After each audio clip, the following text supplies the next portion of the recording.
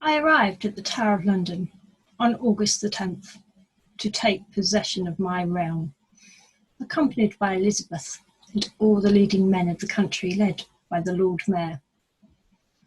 One of my first acts as Queen was to release some of the high-profile prisoners held in the Tower. Thomas Howard, the Duke of Norfolk, Edward Courtenay, my kinsman, held since his childhood due to his being so close to the throne, and his parents' implication in treason with Reginald Pole. Several bishops who had held to the true religion, including Stephen Gardiner, who I was to make my Lord Chancellor. But I also released Henry Grey, Duke of Suffolk, father to Jane Grey. Jane and Guildford Dudley I kept under guard at the Tower due to their treason, but I did not really blame them, and I didn't intend to harm them. I knew that they were just pawns of the Duke of Northumberland. He I had executed for high treason, daring to withhold my title from me. One of my next acts as Queen was to reveal to my council my wishes to restore the true religion. I wanted to revoke the monarch's supremacy over the Church in England. I wanted the Pope in Rome to be restored to his jurisdiction in my realm, back to his rightful place in a Catholic country.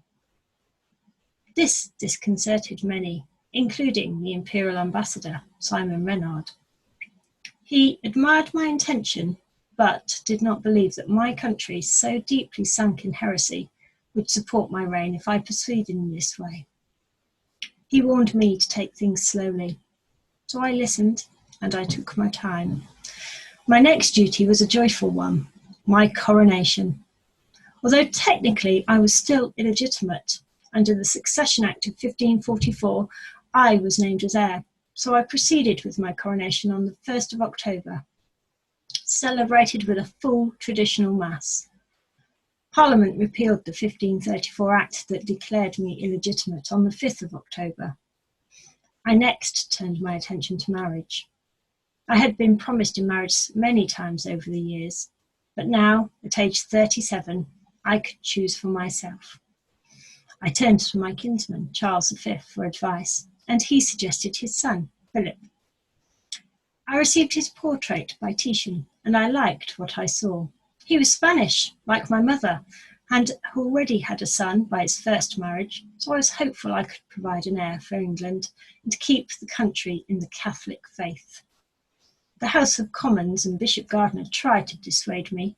The Spanish match was unpopular with the people, who feared that England would become part of the Habsburg Empire under the rule of Spain. I ignored them all. I would marry Philip, have a son, and safeguard my country and my religion. Unfortunately, this led to rebellion. In January, Thomas Wyatt led a force from Kent to oppose my marriage, depose me, and put my sister Elizabeth on the throne. The Duke of Suffolk, father to Jane Grey, was implicated.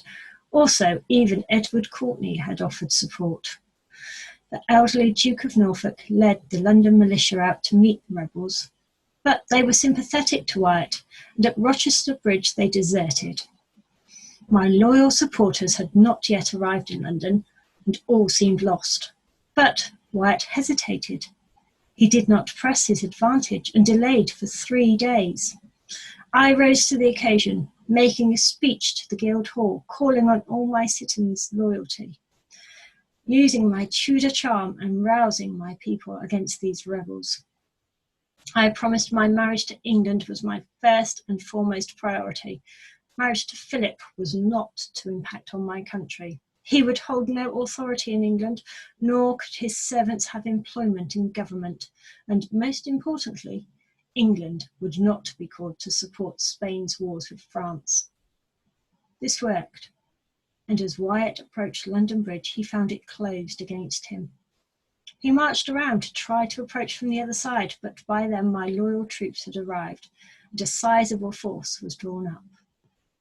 Wyatt wisely surrendered, and his supporters melted away. There was hardly any fighting. I had won my first victory. In the aftermath, I had to deal with the conspirators. Elizabeth was implicated by Wyatt, so I had her imprisoned in the Tower and interrogated, but she would not confess, and I let her go to her house under arrest in Woodstock. I could not execute my own sister without evidence.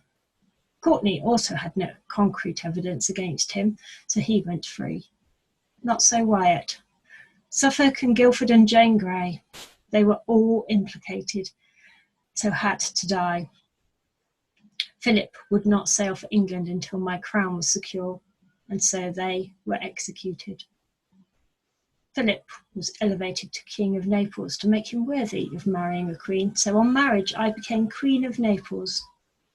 He arrived in England in July, and 2 days later, 25th of July, we were married in Winchester Cathedral.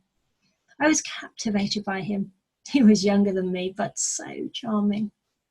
He could not speak English, but I could speak many languages thanks to my extensive education, so we conversed using Spanish, French, and Latin. I finally had a family of my own and the chance to have children, heirs for England, to continue the Tudor line and my Catholic faith.